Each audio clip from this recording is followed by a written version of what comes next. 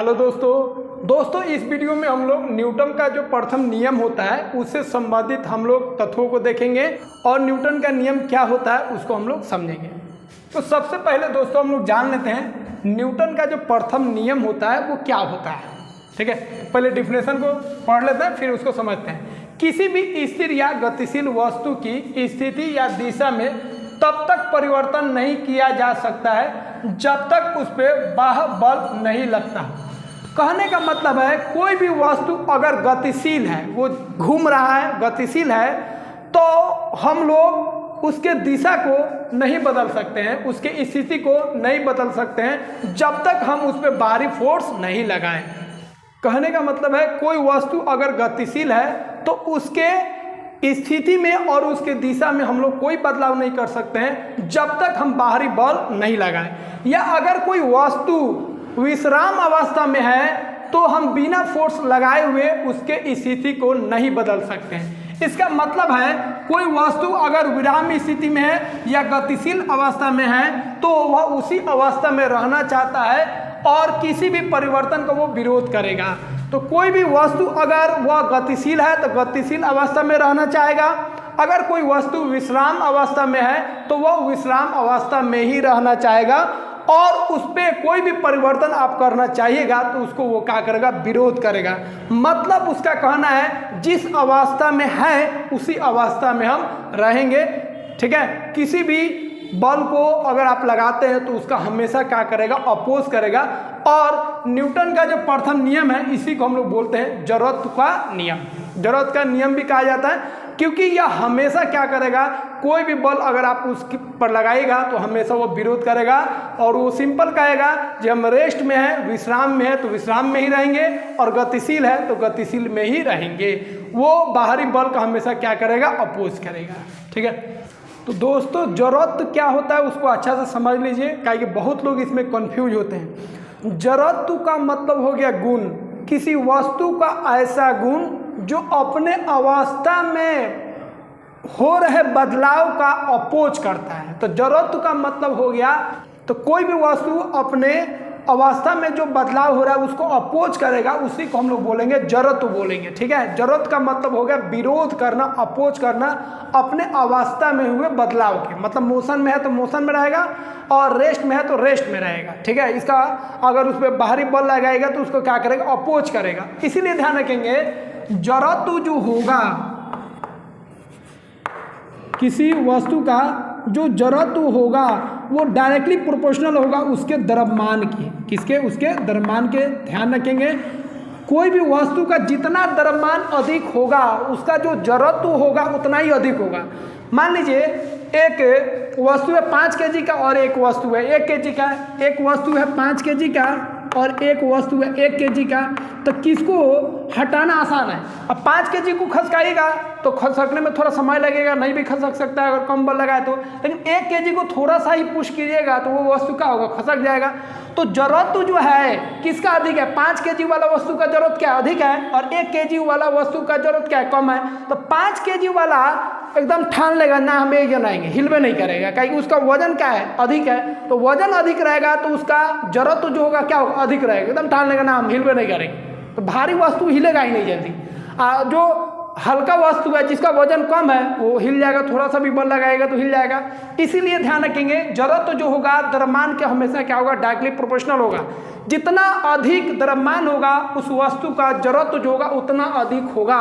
मतलब वो रेस्ट में है तो रेस्ट में रहना चाहेगा, या अगर मोशन में है तो मोशन में रहना चाहेगा। तो कोई भारी बढ़िया, जैसे ट्रेन अगर मोशन कर रहा है तो ट्रेन पर अगर पत्थर मारिएगा आप या उसको बल लगाइएगा तो ट्रेन अपने गति से हिलेगा नहीं, या कोई बड़ा पत्थर मार दीजिए ट्रेन को कोई फर्क नहीं पड़ेगा, क्योंकि उसका द्रव्यमान बहुत अधिक है और उस पर कोई बाहरी बल अगर थोड़ा बहुत लगा भी देते हैं तो उस पर कोई फर्क नहीं पड़ेगा। अधिक बल लगाएंगे तो निश्चित है वो गिर जाएगा या टूट फूट जाएगा, लेकिन छोटा सा बल लगाते कोई फर्क नहीं पड़ेगा। वही अगर कोई बाइक चला रहा है और एक छोटा सा पत्थर उस पर मारिए ना तो हो सकता है वो क्या हो, उसका बैलेंस गड़बड़ हो सकता है। तो वो मोशन में था तो गड़बड़ हो सकता है। इसीलिए जिस पदार्थ का, जिस वस्तु का जितना अधिक द्रव्यमान होगा उसका जरूरत जो है उतना अधिक होगा, मतलब वो अधिक से अधिक अपोज करेगा। तो मास अधिक होगा तो वह अगर मोशन में है तो मोशन में अधिक रहना चाहेगा, और अगर वो विश्राम में है, रेस्ट में है, तो रेस्ट में अधिक से अधिक रहना चाहेगा। इसीलिए ध्यान रखेंगे द्रव्यमान ही तय करेगा किसी वस्तु का जड़त्व। ठीक है, द्रव्यमान जितना अधिक होगा जड़त्व उस वस्तु का उतना ही अधिक होगा, मतलब वो अधिक से अधिक विरोध करेगा अपने अवस्था में हुए बदलाव के। तो इस नियम से बल की परिभाषा आती है, याद रखेंगे, इस पे बार बार प्रश्न आता है। दूसरा, इसे जड़त्व का नियम भी कहते हैं। क्यों कहते हैं आपको बता दिए। अगर वो गतिशील है तो गतिशील ही रहना चाहेगा, और अगर वो स्थिर है तो स्थिर में ही रहना चाहेगा। वो वस्तु जो है अपने आप में कोई बदलाव नहीं चाहेगा। ठीक है, और इसी के कारण न्यूटन का जो प्रथम नियम है, इसके कारण क्या क्या होता है, तो इसके कारण अगर कोई गाड़ी स्टार्ट हो रहा है, कोई गाड़ी स्टार्ट हो रहा है, तो जो गाड़ी पर बैठा है जो यात्री वो पीछे की ओर मुड़ जाता है, और गाड़ी जब रुकता है तो वो यात्री जो बैठे हैं किसी गाड़ी में वो आगे की ओर झुक जाते हैं। इसका कारण यही है। कौन कारण है? न्यूटन का प्रथम नियम। ठीक है, इसको समझ लेते हैं। मान लीजिए एक गाड़ी है और उसमें यात्री बैठे हैं, या बाइक हो, बस हो, कोई भी गाड़ी हो, कोई दिक्कत नहीं, या घोड़ा ही क्यों नहीं हो। अब जैसे ही स्टार्ट होगा, जैसे ही बस या कोई गाड़ी चलेगा, तो यात्री का आधा जो पोर्शन है वो गाड़ी के साथ चलना स्टार्ट कर देगा। गाड़ी मोशन में आ गया, गाड़ी जो है गतिशील होगा, तो आधा पोर्शन जो भी उसके साथ निकल जाएगा। लेकिन ऊपर वाला जो पोर्शन है वो तो गाड़ी के साथ है नहीं, गाड़ी के साथ तो आधा ही पोर्शन है, तो आधा पोर्शन तो गाड़ी के साथ निकल जाएगा। लेकिन आधा जो पोर्शन है, ऊपर वाला पोर्शन बोलेगा भाई तुमको जाना है तो तुम जाओ, गाड़ी के साथ तुम जाओ, हम नहीं जाएंगे। ये क्या करेगा? अपोज करेगा। कहीं आधा पोर्शन किस में? रेस्ट में है, वो तो अपना गाड़ी के साथ निकल लेगा। आधा पोर्शन बोलेगा ना भाई हम आगे नहीं जाएंगे, हमको रहने दो। अब ये बोलेगा ना हमको रहने दो, तो पीछे हो जाएगा। और ये वाला जो पोर्शन है, ये वाला पोर्शन क्या है? गाड़ी के साथ आगे निकल जाएगा, तो ये वाला पोर्शन आगे हो जाएगा, और ये वाला पोर्शन क्या हो जाएगा? पीछे आएगा। क्योंकि ये बोलेगा भाई हमको जैसे तो वैसे ही रहने दो, तुमको जाना है गाड़ी के साथ तो जाओ, मेरा कोई गाड़ी के साथ अटैचमेंट नहीं है, तो ये रुक जाएगा। फिर ऐसे हो जाएगा, क्योंकि ये जो पार्ट है वो शरीर का पार्ट है, तो जब आधा पोर्शन गाड़ी के साथ चल जाएगा तो इसको भी एक समय पर गाड़ी के साथ जाना ही पड़ेगा। तो कुछ सेकंड में फिर आगे, पीछे से क्या हो जाएगा? आगे हो जाएगा, फिर ये भी निकल जाएगा। तो ये पीछे जो हुए हैं वो किसके कारण हुए? न्यूटन का जो प्रथम नियम है उसके कारण। और इसमें जो जड़त्व का नियम काम करेगा, विश्राम वाला ध्यान रखेंगे। ठीक है, तो गाड़ी जब स्टार्ट होगा और यात्री पीछे जाएगा तो उसमें जड़त्व का कौन नियम काम करेगा? विश्राम नियम। ध्यान रखेंगे, उसमें विश्राम जड़त्व काम आएगा, ये नियम। ठीक है, और एक दूसरा है जब गाड़ी रुकेगा तब, तो कोई भी गाड़ी में जब ब्रेक लगाएंगे, बस हो, ट्रक हो, मोटरसाइकिल हो, या कोई भी चीज़ हो, ठीक है, जब उसको रोकेंगे तो आदमी क्या होगा? आगे की ओर झुक जाता है। इसका कारण क्या है? इसका कारण भी यही है, इसको समझ लेते हैं।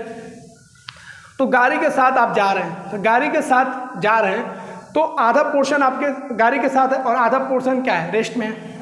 अब होगा क्या? गाड़ी जब रुकेगा, ब्रेक लगाया जाएगा, तो गाड़ी के रुकने के साथ साथ नीचे वाला जो पोर्शन है वो तो गाड़ी के साथ अटैच है, तो नीचे वाला पोर्शन जो है गाड़ी के साथ अटैच है, तो गाड़ी रुकेगा तो नीचे वाला जो पोर्शन है, कमर के नीचे वाला, वो भी रुक जाएगा। लेकिन ऊपर वाला जो पोर्शन है वो तो गाड़ी के साथ है नहीं, वो तो मोशन में है, तो वो बोलेगा ना हम मोशन में ही रहेंगे। तो नीचे वाला पोर्शन गाड़ी के साथ गाड़ी के रुकने पर रुक जाएगा, लेकिन आगे वाला पोर्शन जो है वो तो गति में है, तो वो बोलेगा ना हम गति में है तो गति में ही रहेंगे, इसीलिए वो आगे बढ़ जाएगा। और नीचे वाला पोर्शन जो है गाड़ी के रुकने के साथ रुक जाएगा, क्योंकि गाड़ी के साथ ही वो नीचे जुड़ा हुआ है, गाड़ी के साथ ही चल रहा है। तो गाड़ी के साथ चल रहा था नीचे वाला पोर्शन, गाड़ी जैसे रुकेगा वैसे ये भी रुक जाएगा। लेकिन ये वाला पोर्शन जो चल रहा है गाड़ी के साथ, ये वाला पोर्शन जो है वो तो गाड़ी के साथ बांधा हुआ नहीं है, ये बोलेगा ना हम मोशन में है तो मोशन में ही रहेंगे, तो ये आगे की ओर बढ़ जाएगा। और होगा क्या? ये आगे की ओर बढ़ेगा, लेकिन नीचे वाला पोर्शन तो रुक चुका है, फिर आगे ऐसे झटका लगेगा, फिर आप कुछ सेकंड बाद फिर आ जाएगा। काहे कि ये जो पोर्शन है किसका पोर्शन है? बॉडी का ही पोर्शन है, तो बॉडी जब रेस्ट में आ जाएगा तो पहले आप आगे जाएगा, फिर उसके बाद आपको पीछे आना पड़ेगा। तो ये आगे जो हो रहा है गाड़ी रुकने पर, ये इसी का नियम है। अब ये जो हो रहा है ये जड़त्व के कारण हो रहा है, लेकिन कौन जड़त्व के कारण हो रहा है? तो इसको ध्यान रखेंगे, ये जो है आघूर्ण जड़त्व के कारण हो रहा है, मोशन वाला जड़त्व। ठीक है, तो आपको ध्यान रखना है इस नियम के कारण चलते हुई बस के ब्रेक लगने पर यात्री आगे की ओर झुक जाते हैं, जिसको आघूर्ण जड़त्व बोलते हैं, क्वेश्चन पूछा गया है। और गाड़ी चलने पर यात्री पीछे की ओर झुक जाते हैं, ये कौन जड़त्व के कारण? विश्राम जड़त्व के कारण, इसको ध्यान रखेंगे। तो दोस्तों इस पे ये सब प्रश्न पूछा जाता है, डिफिनेशन भी पूछा जाता है, इसीलिए डिफिनेशन भी लिखवा दिए हैं। और इसका जो एप्लीकेशन है ये दोनों ध्यान रखेंगे, इस पे बार बार प्रश्न पूछा जाता है। और इसे जरूरत का, ठीक है, नियम भी कहा जाता है, ध्यान रखेंगे, क्योंकि इसका डिफिनेशन ही जरूरत है। ठीक है, जरूरत का मतलब हो गया अपोज करना, अपने अवस्था में बदलाव को अपोज करना, इसी को क्या बोलेंगे, जरूरत। ठीक है, तो हर एक बॉडी जो है उसका जो भी स्थिति है उसमें अगर आप बदलाव चाहते हैं तो वो हमेशा क्या करेगा, उसका अपोज करेगा। ठीक है, इसीलिए इस नियम को हम लोग बोलेंगे जरूरत का नियम। ठीक है, मोशन में है तो मोशन में रहेगा और रेस्ट में है तो रेस्ट में रहेगा, अपना में वो कोई बदलाव नहीं चाहता है। तो दोस्तों आशा करते हैं यह वीडियो आपको काफ़ी अच्छा लगा होगा, और चैनल पर अभी भी आप नए हैं और सब्सक्राइब नहीं किए तो इसे सब्सक्राइब कीजिए।